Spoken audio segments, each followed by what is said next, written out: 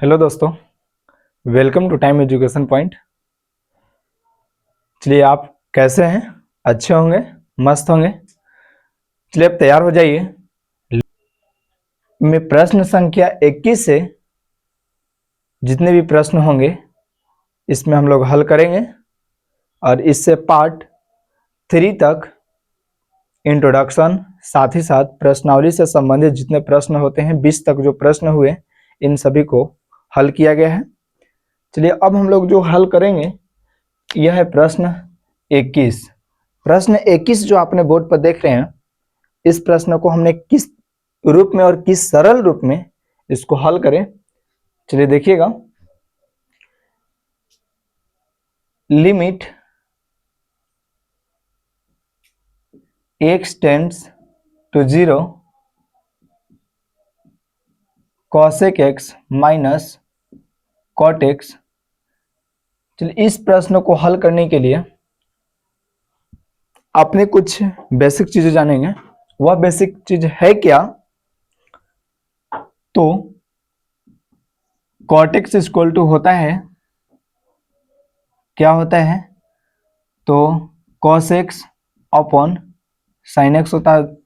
दोस्तों, 10वीं में आप लोग इस चीज को आप अध्ययन किए होंगे। और साथ ही साथ cosec x जो होता है यह क्या होता है? 1 अपॉन sin x के इक्वल होता है। ठीक है, cosec x इक्वल टू क्या होता है? तो 1 अपॉन sin x होता है। और इसमें क्या फॉलो होगा? कौन सा सूत्र फॉलो होगा? तो इसमें cos 2x equal to 1 minus 2 sine square x। यह जो आपने एंगल देख रहे हैं, इस एंगल का यहाँ हाफ होते जाता है, means cos 2x equal to है 1 माइनस 2 साइन स्क्वायर x। अगर यही रहेगा cos 4x तो उस केस में हो जाएगा 1 माइनस 2 साइन स्क्वायर 2x। अगर यही रहेगा, है ना, cos x केवल, तो इस एंगल का हाफ हो जाएगा, तो 1 minus 2 sine square x upon 2। Means angle यह जो है आपने जो देख रहे हैं इसका हाफ होते जा रहा है। एक और इसमें फॉर्मूला फॉलो होगा, क्या? तो वह है साइन 2x इक्वल टू होता है 2 sine x into cos x. यानी यहाँ भी जो एंगल है इसके अकॉर्डिंग अगर देखा जाए तो यहाँ हाफ होते जा रहा है। अगर यदि हमने साइन 4x इक्वल टू अगर कहें तो यहाँ पर हो जाएगा 2 साइन 2x इंटू, देखिए, कॉस 2x। अगर यही कहा जाए साइन x इक्वल टू, तो इस एंगल का हाफ होगा, तो क्या हो जाएगा? Sine x upon 2 into cos x upon 2। चलिए, अब जो है इससे संबंधित अब हम लोग स्टडी करेंगे। Limit x tend 0 cosec x equal to, हमने यहाँ शो किया हुआ है फॉर्मूला, क्या होता है? 1 अपॉन साइन एक्स। तो यहाँ हो जाएगा 1 upon sine x minus cot x equal to होता है, देखिए, कॉस एक्स अपॉन, देखिए, साइन एक्स होता है। दोस्तों, चलिए, अब यहाँ से आप देख रहे हैं इस प्रश्न को कैसे सरल में हल करें। तो नीचे का जो टर्म है यहाँ साइन एक्स, इसको हमने एलसीएम निकाल लेंगे। तो एलसीएम निकालेंगे दोस्तों, तो साइन एक्स हो जाएगा, और इसको, है ना, भिन्न के घटाव हम लोग यहाँ से कर रहे हैं, तो 1 माइनस क्या हो जाएगा? देखिए, कॉस एक्स हो जाएगा। अब यहाँ से हम लोग कैसे करेंगे? लिमिट x टेंड 0 1 माइनस, यह जो cos x है दोस्तों, हमने बताया कि यदि अगर cos 2x रहेगा तो इस जो एंगल है इसका हाफ होते जाता है फॉर्मूला में, means 1 minus 2 sine square x. अगर cos 4x रहेगा तो 1 माइनस 2 साइन स्क्वायर 2x हो जाएगा। अगर यदि cos x रहेगा तो 1 minus 2 sine square x upon 2 हो जाएगा। तो हमने x की cos x के स्थान पर क्या रख दें? तो देखिए, इस फॉर्मूला का यूज करेंगे, 1 minus 2 sine square x upon 2। चलिए, अपॉन साइन x जो है हमने बताया कि साइन 2x इक्वल टू जो होता है 2 sine x into cos x होता है। तो केवल साइन x इक्वल टू क्या हो जाएगा? तो 2 sign x upon 2 into cos x by 2 होता है। तो यहाँ पर हमने साइन x का स्थान पर लिख दें, क्या लिख दें? Two sine x upon two into, देखिए दोस्तों, कॉस एक्स अपॉन टू।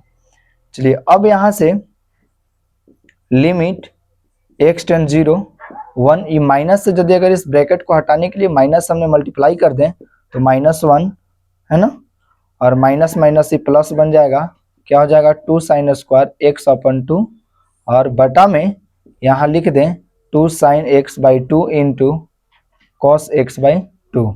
चलिए अब क्या होगा, यह plus one minus one cancel हो गया दोस्तों, तो फाइंड आउट क्या बचा, limit x tend zero two sine square x upon two और upon two sine x by two into cos x by two. चलिए अब यहां से जो हम लोग स्टेप चलेंगे, कौन सा स्टेप चलेंगे, यह जो है साइन स्क्वायर एक्स जो है आपने देख रहे हैं, इसका मतलब यह हुआ कि यह दो बार टर्म को लिखा गया, यानी sign square x upon to का मतलब sign x by two into sine x by to. तो इसको दो टर्म में हम लोग लिखते भी हैं, देखिए कैसे है ना, यहाँ पर हम लोग लिखेंगे कि लिमिट एक्स टेंड जीरो, इसको ऐसे लिख रहे हैं टू साइन स्क्वायर है means x by two into sine x by two, और अपन क्या हो जाएगा two sine x by two into देखिए कॉस एक्स बाई टू। चलिए ये से ये क्या हो गया दोस्तों, है ना, दो दो भी कैंसिल हो गया, तो ये कैंसिल हुआ, तो जो रिजल्ट आया वह क्या रिजल्ट आया, लिमिट एक्स टेंड जीरो, ऊपर बचा साइन एक्स बाई टू और नीचे में बचा कॉस एक्स बाई टू। तो यहाँ से हम लोग है ना टेन एक्स इक्वल टू जानते हैं कि साइन एक्स अपॉन देखिए कॉस एक्स होता है, साइन बटा कॉस जो होता है वह टेन एक्स के इक्वल होता है, ठीक है। तो sign x by two upon cos x by to, इसका मतलब ये हुआ है देखिए टेन एक्स बाई टू हो जाएगा, कितना हो जाएगा टेन एक्स बाई टू हो जाएगा। अब यहां से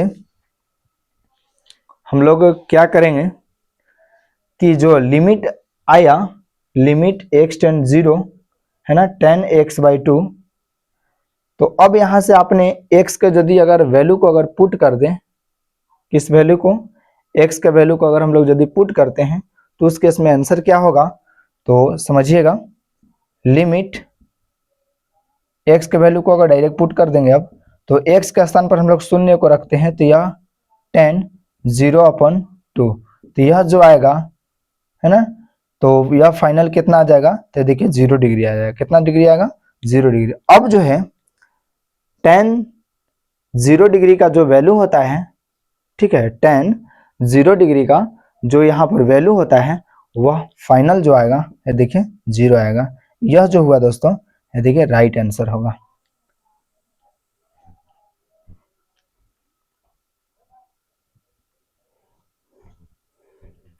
प्रश्न संख्या 22 है, इस प्रश्न को कैसे हम लोग हल करेंगे, चलिए देखिएगा।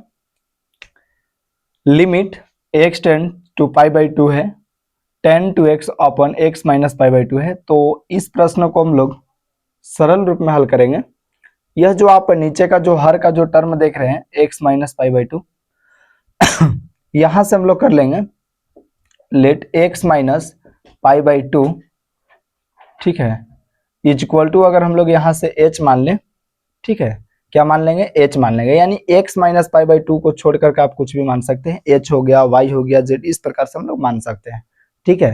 तब यहाँ से करेंगे हम लोग क्या, समझिएगा, यह जो आपका यहाँ दिया हुआ है कि x ten pi by to, तो x ten pi by to जब दिया हुआ है तो अगर x के स्थान पर अगर हमने पाई बाई टू को अगर यहाँ रख दे तो फाइनल h जो 10 से शो करेगा वो क्या आ जाएगा, देखिए 0, क्या आएगा 0 आएगा।